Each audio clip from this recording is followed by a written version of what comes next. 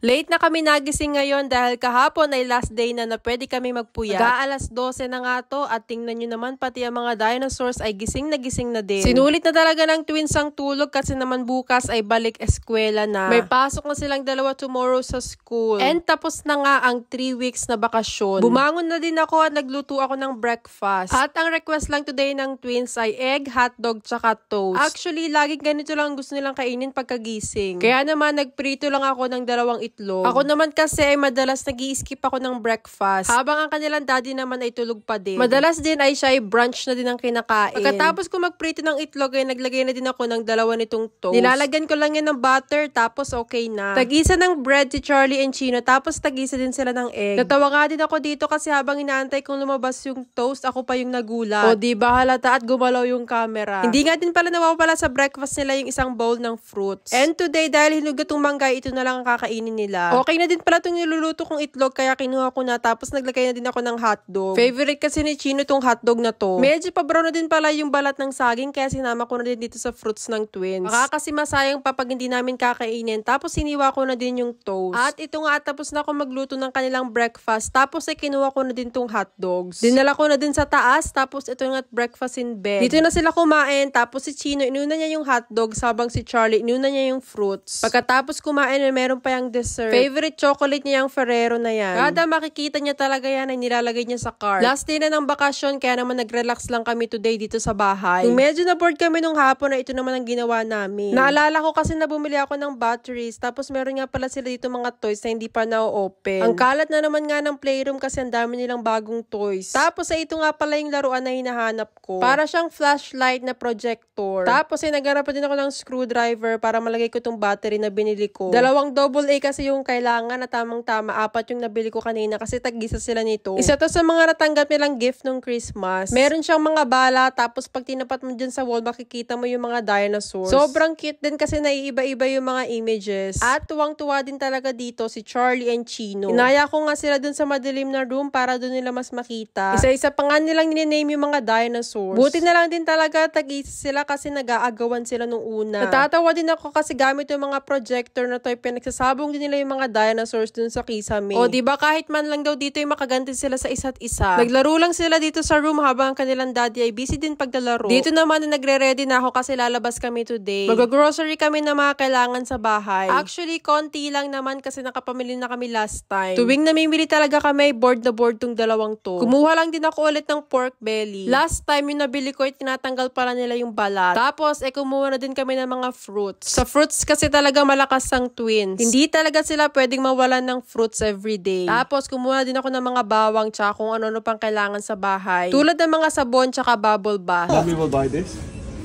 Okay, wait then. Let's pay first, okay?